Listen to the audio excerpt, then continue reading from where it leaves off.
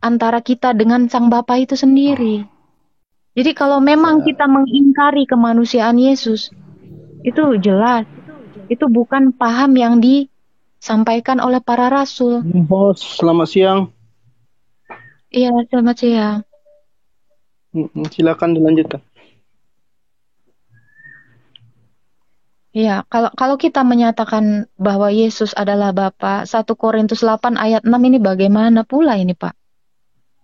Namun bagi kita hanya Ingat ya. ada satu Allah saja, yaitu Bapa, yang daripadanya berasal segala sesuatu, dan yang untuk Dia kita hidup, dan satu Tuhan saja, yaitu Yesus Kristus, yang olehnya segala sesuatu telah diciptakan, dan yang karena Dia kita hidup. Ini kan sudah jelas sekali bahwa ketritunggalan Bapa, ketritunggalan Allah kita, maaf, ketritunggalan Allah kita ada dinyatakan di ayat ini. Jadi kita nggak bisa mengatakan bahwa Yesus sama dengan Bapa, tapi Yesus satu dengan Bapa. Hakikatnya sebagai firman.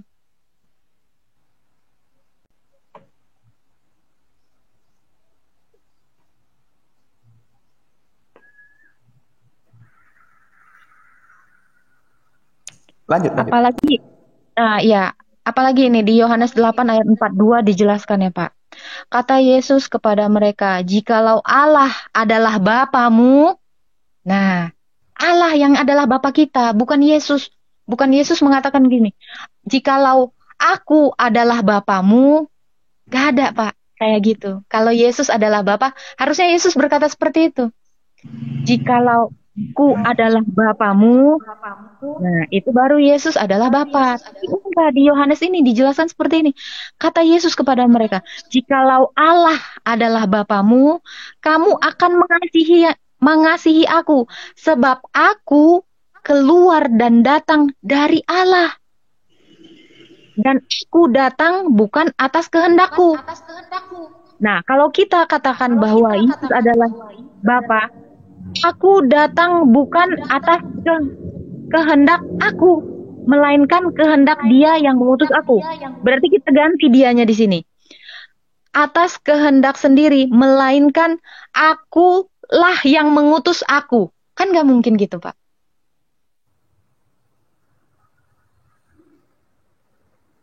Jadi memang benar bahwa Yesus adalah satu dengan Bapa, bukan Yesus adalah Bapa. Hakikatnya yang adalah Allah memang benar. Firman itu Allah, 1 Yohanes 1. Jadi di 1 Yohanes 1 ini jangan rancu. Pada mulanya adalah firman, firman itu bersama-sama dengan Allah. Firman adalah Allah. Hakikatnya Pak, hakikatnya firman ini Allah. Hakikatnya Bapa kita itu Allah. Dalam satu hakikat. Jadi jangan kita berpikir karena Bapa itu Allah, Roh Kudus itu Allah, Firman itu Allah, ada 3 Allah, bukan. Tapi dalam satu kesatuan, hipostasis. Saling mendiami. Bapa di dalam aku, kata Yesus. Yesus di dalam Bapa, Roh Kudus di dalam Bapa, Bapa di dalam Roh Kudus. Itu saling mendiami.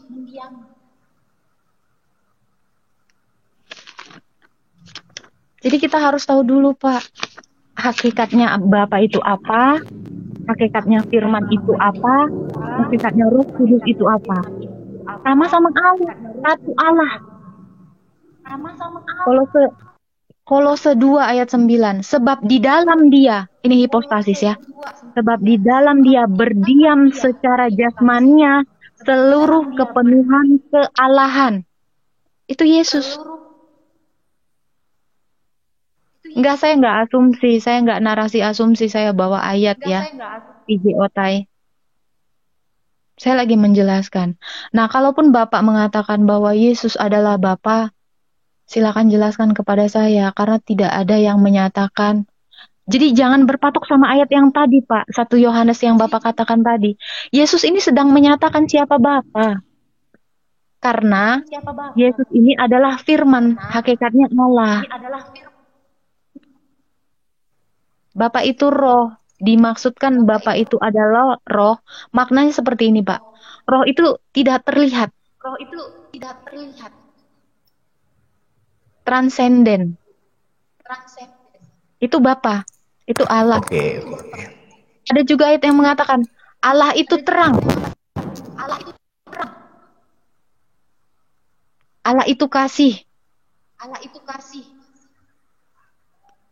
Iya, jadi begini.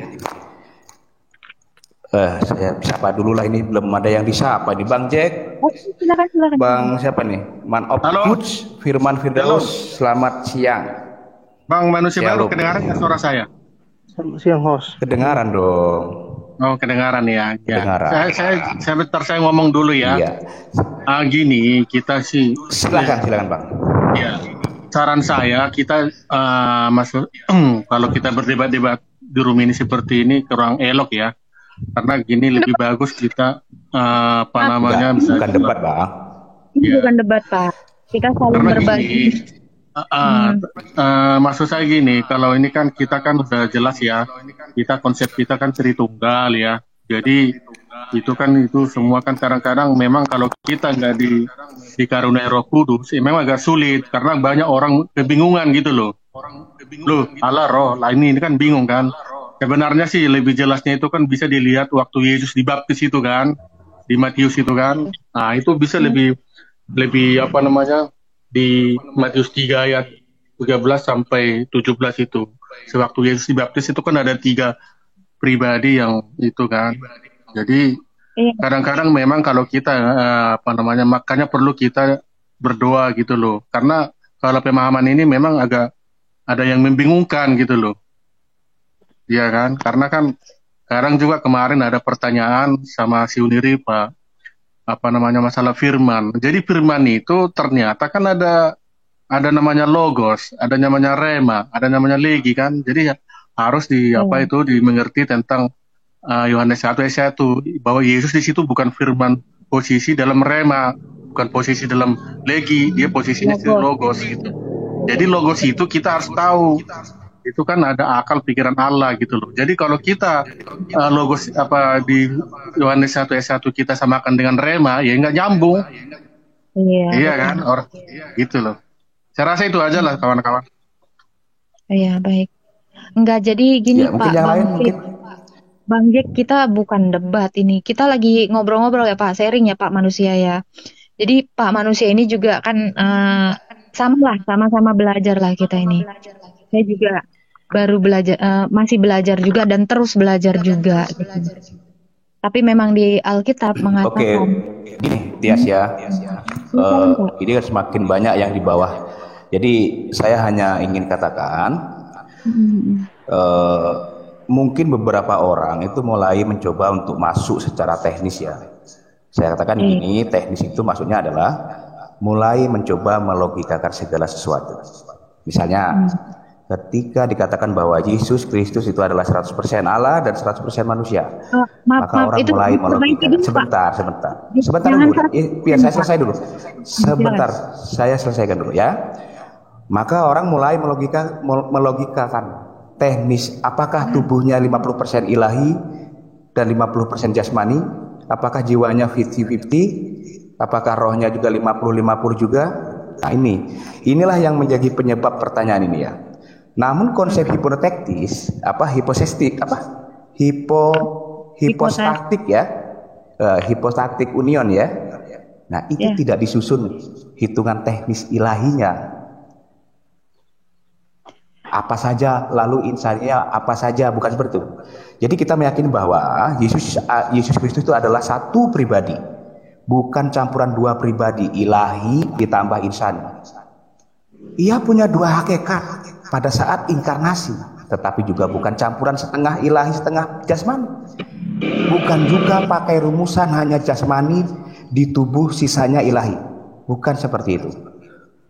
Melihatnya bukan secara seperti itu. Jadi kesimpulannya adalah ia adalah pribadi ilahi, sang firman Allah, hakikatnya ilahi yang mengenakan hakikat kemanusiaan, maka ia adalah Allah sekaligus manusia. Sudah, kita tutup saja dulu. Kita ganti statement. Baik, baik. Gini ya Pak, saya hanya menambahkan aja ya. Jadi memang nggak ada yang mengatakan bahwa Yesus itu memiliki dua pribadi. Tidak, tidak ada yang mengatakan itu. Makanya kita jangan menjelaskan Yesus itu 100% manusia, 100% ilahi. Jangan. Karena Yesus itu tidak bisa didefinisikan dengan angka. Makanya saya nggak pernah mau mengatakan bahwa Yesus itu 100% enggak. Tapi sepenuhnya ilahi, Ya, kalau sepenuhnya itu apa namanya, Tias? Ya sepenuhnya ilahi, yaitu firman. Sepenuhnya insani. Artinya kan kalau sepenuhnya kita kalau pakai persentase itu gini loh. Kan nggak ada 200% itu nggak ada. Namanya persentase pasti 100% itu sudah. Betul. Makanya jangan kita katakan 100%. Makanya orang langsung berasumsi seperti ini. Berarti 50%. Itulah kesalahan kita karena kita salah menjelaskan. Maka pemahaman orang pun salah. Makanya saya nggak pernah mau menjelaskan Yesus itu 100%. No, itu salah. Karena nggak ada juga ayat yang menyatakan seperti itu. Tapi kepenuhan keilahian, berarti sepenuhnya ilahi. Sepenuhnya dalam jasmani itu di 2 Kolose ya.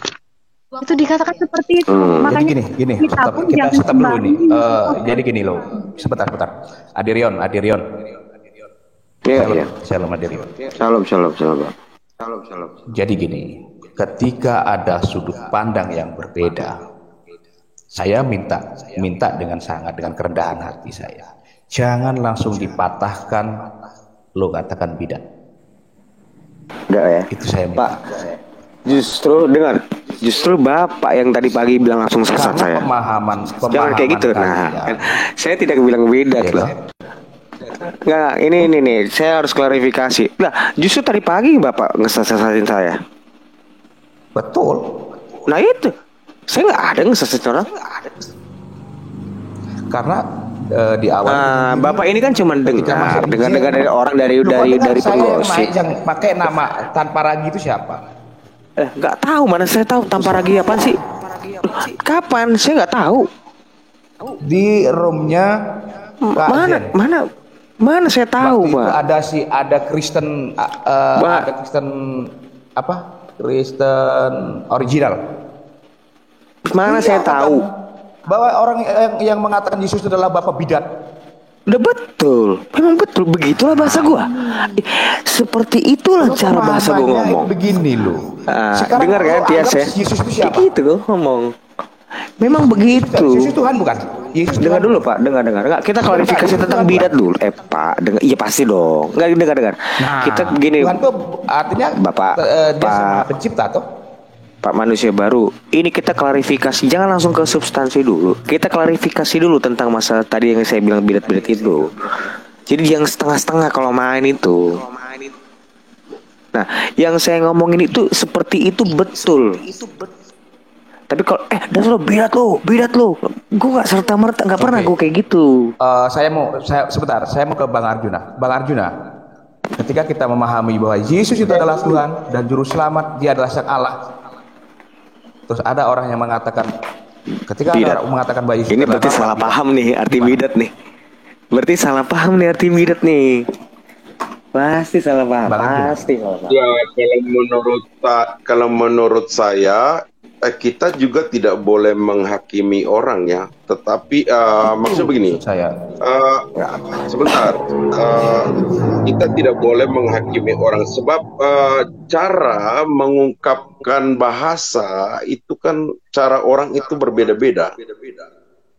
Tetapi jangan menghakimi orang, itu yang paling utamanya di situ.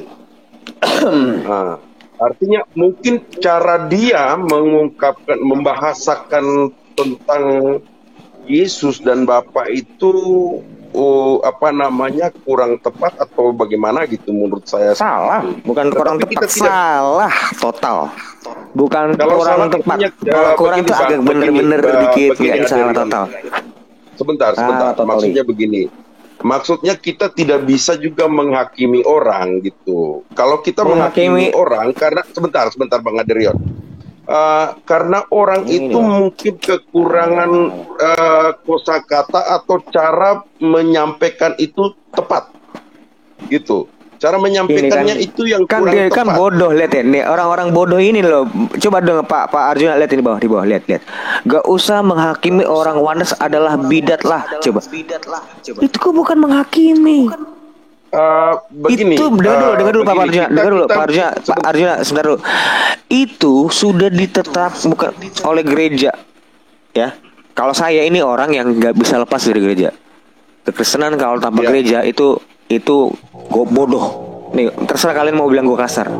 Ya, tapi itu sudah ditetapkan oleh gereja. Sebentar dulu Pak, biar enggak Pak Arjuna, sebentar dulu lah. Ini penting tuh buat orang-orang awam. Gue ngomong kayak gini tuh bukan buat yang di atas ini. Di bawah ini kan banyak orang awam. Ini ke orang-orang kayak gitu bisa dipastikan dia itu pasti awam. Jangan bilang lagi gue menghakimin. Karena gue bisa menjelaskan apa itu oneness dari sampai sejarah sampai teologisnya gue tahu. Bukan gue sombong, tapi gue menilai, tahu apa yang gue nilai. Dan itu gue sangat terukur. Kalian itu yang gak pernah belajar. Langsung digedein. Pak Arjuna, ntar dulu. Momen ini tuh paling penting yang gue tunggu-tunggu Pak. Gue datang ke sini tuh bukan mau ngapa-ngapain. Jelaskan aja itu. Iya, jangan dulu ke jelas, nanti jelas itu ya. Pasti gue jelaskan ya. Nanti aku jelaskan. Cuman maksudnya biar kalian tahu, kalian itu belajar dulu baru menilai. Jangan kelihatan orang ngomong hebat sepertinya panutanmu, tapi isinya kosong. Banyak tuh kulit kayak gitu, banyak. Menggunakan istilah-istilah yang wow gitu. Gue lihat isinya hancur lebur, tau gak lo? Karena nggak belajar, cuma nyanyi kerjanya. Sudah Bang? Belum. Oneness Pentakostal itu